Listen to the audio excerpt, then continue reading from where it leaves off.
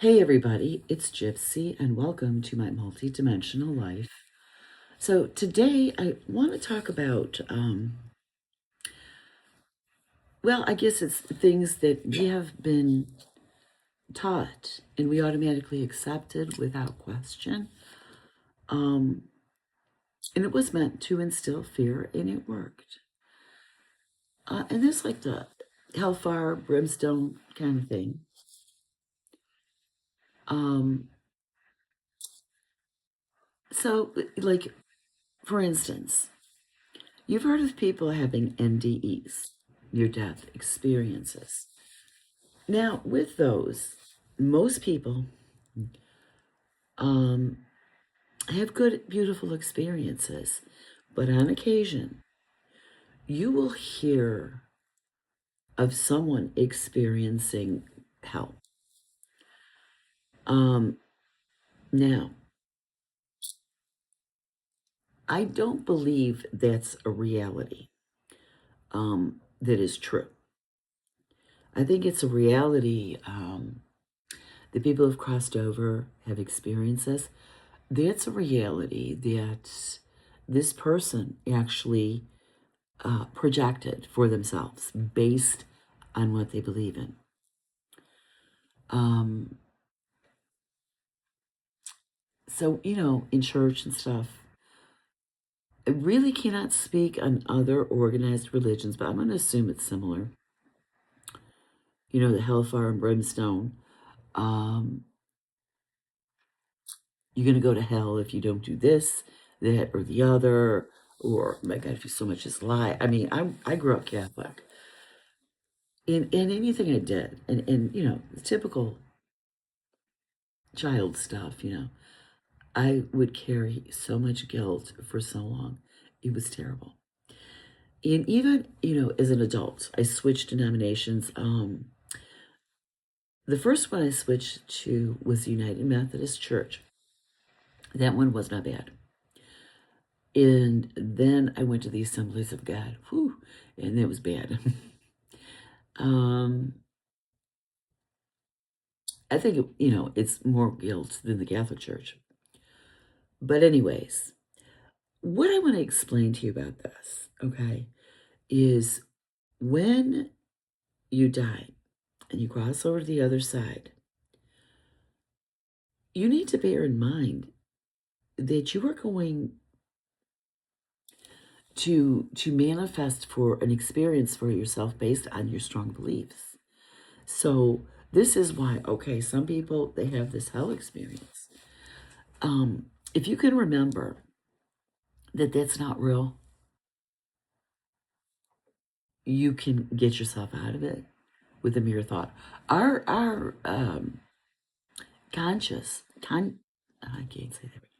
Conscience is so strong, so powerful, so creative that it does and it can do this and it will feel real. Okay. But just remember that. Okay. Now, I want to explain. It doesn't appear so much that way now, but way back when, 2,000 plus years ago, churches, organized religion, the church, um, and governments, they're like interwoven. They work together to keep control of us. Now, the biggest way to do that is what? Through fear. So they make everybody afraid of hell, afraid of dying. There is no hell. There isn't. I'm sorry. And I know this is hard when it comes to people who have done horrendous things. A lot of times that's a pre-life planning thing, especially if you have someone famous who is a horrible person. It's kind of like they signed up for that role in order to help humanity learn and grow and mature spiritually. Now, is it true across the board? I don't know. And I don't know who it is true for or not. But that is a thing, okay? when it comes to hell and judgment, okay, we talk of, oh, loving God who will also send you this pit of fire is, doesn't make sense, okay? If you think about that, it doesn't make sense. They use death to scare us into submission.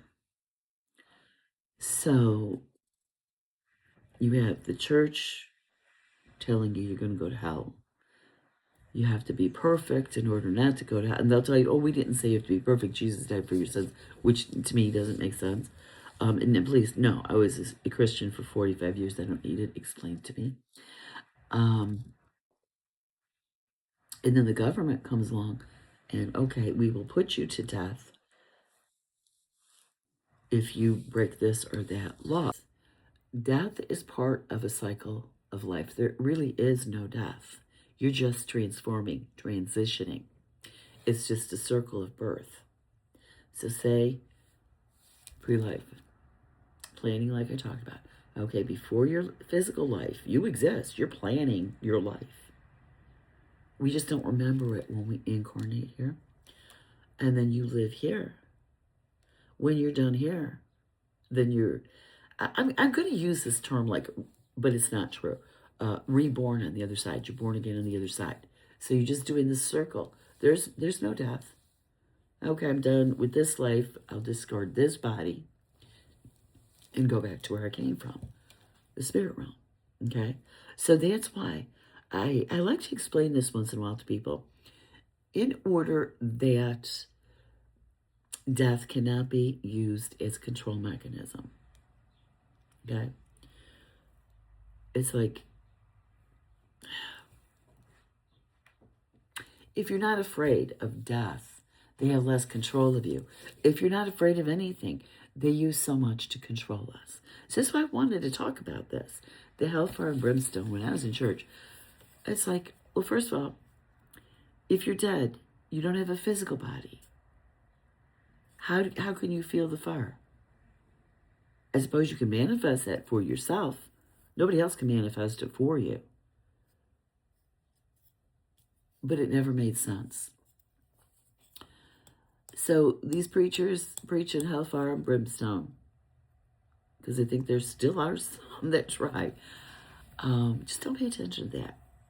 Always question everything. Even when I sat in the pew at church when I was a kid, sometimes the priest would say something and I'm going, what are you talking about?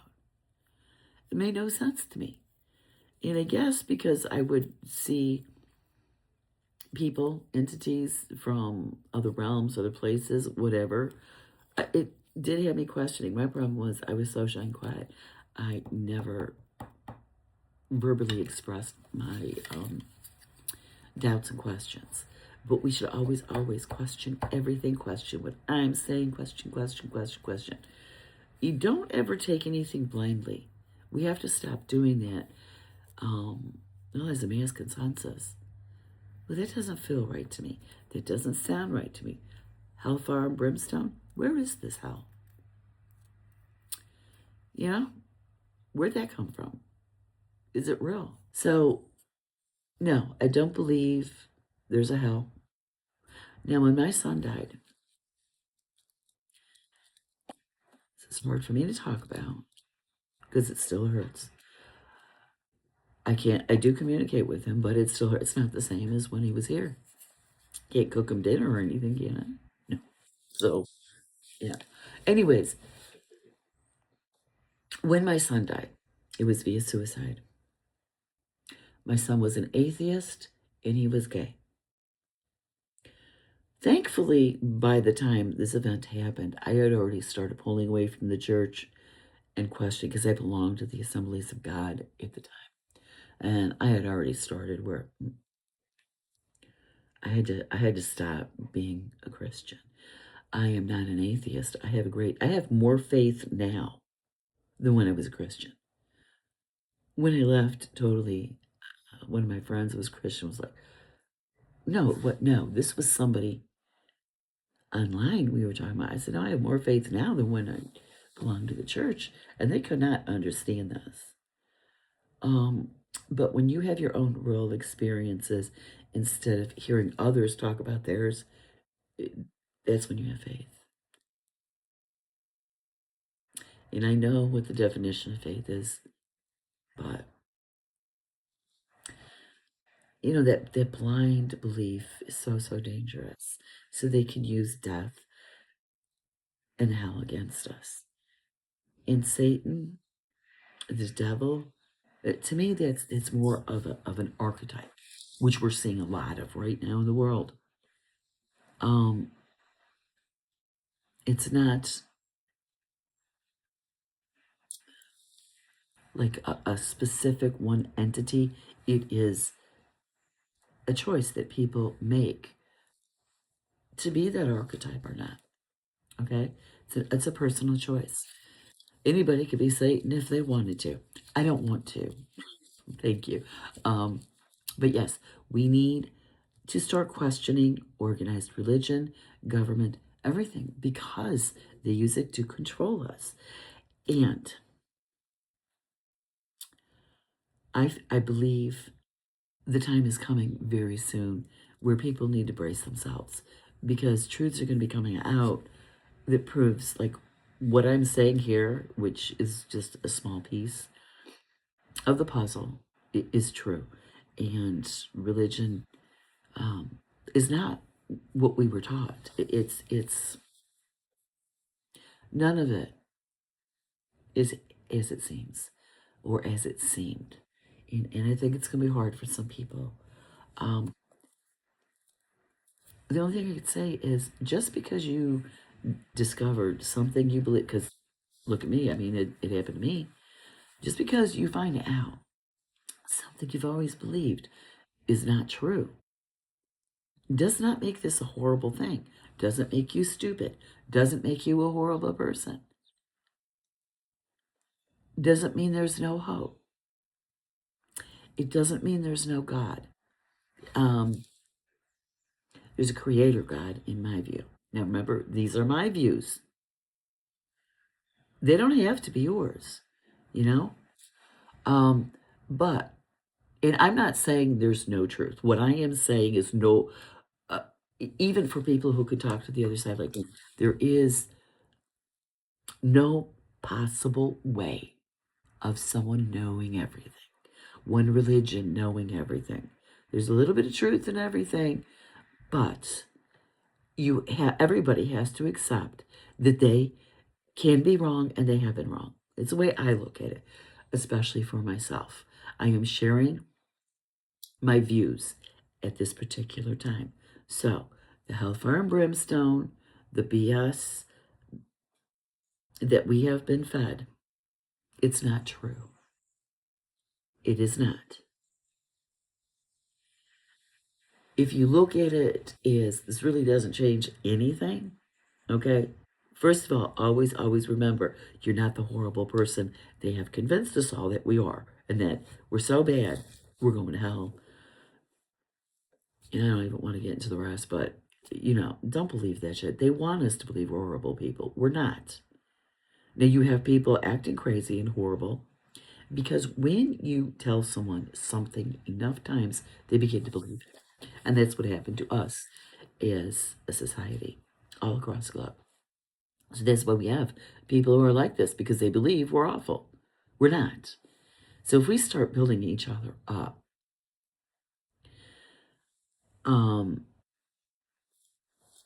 that hellfire and brimstone is going to go away, because the crazy people they'll disappear naturally. Because it'll start being ingrained in us who we truly are. Speaking of God, you come from God. You're a piece of God. I don't know how to explain this. It is hard to understand when you are informed, when you're human. But it's the only way I know how to explain this. And please don't be literal, okay? Please, it's where we get our problems from. The only way I know how to explain this is as if Creator God takes a piece of itself, and I'm saying it because in order for there to be masculine and feminine, the Creator has to have both. And I don't feel like saying he, she. Yeah, I don't. Um, takes a piece of itself and creates you. You literally from God. Okay. So when you remember that, you start remembering your worth and who you are. And if everybody could remember this, we'll stop having all the mental illness because the guilt is hard to handle. You start spiraling down into depression, and it could get worse and worse.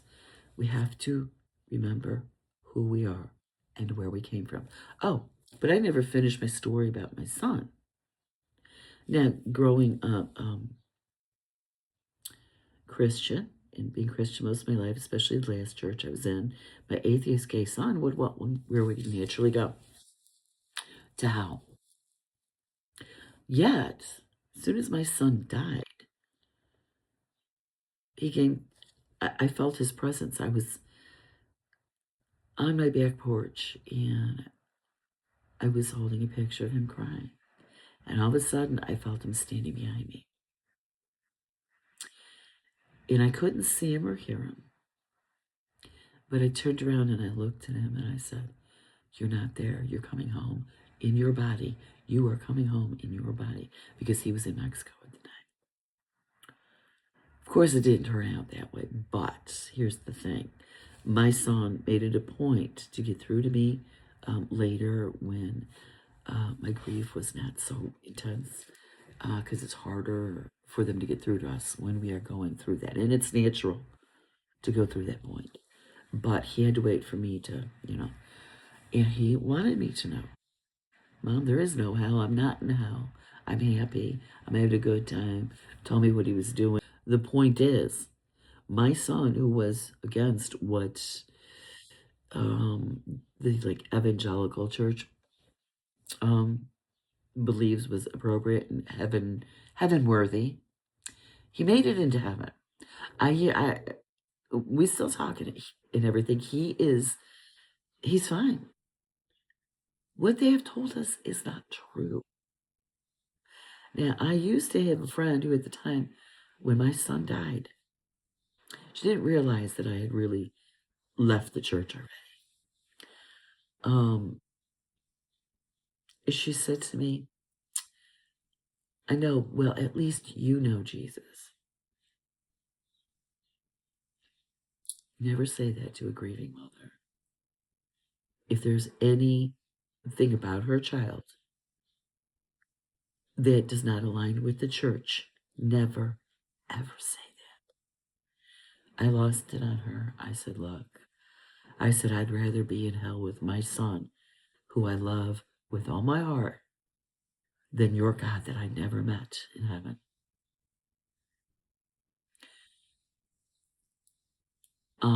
This is another reason I have a lot of those examples in my life for both me and my children. But these are all lies. And they make us say mean things to people. I just wanted to bring that up because I do, fortunately or unfortunately, have a lot of contact with the other side. And no, I don't ask for it all my life. They just showed up whenever they felt like it.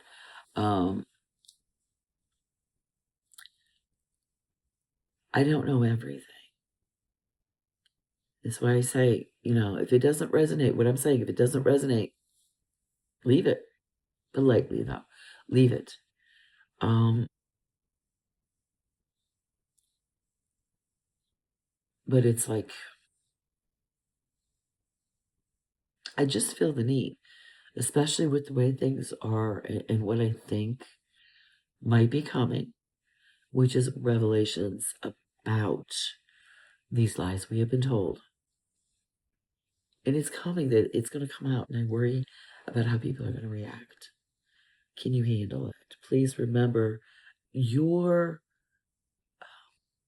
religion or your faith, it doesn't really define you at your core essence. And we are designed to grow and change based on what we have learned. which means you have to be flexible with the information. Okay. That's why I don't like labels. I don't like to put myself in their box, because what I found out with Christianity, once you're in their box, you cannot disagree. Politics the same way. If you choose one party or the other, it seems to me you cannot have a difference of opinion or change your mind based on the information that you have received.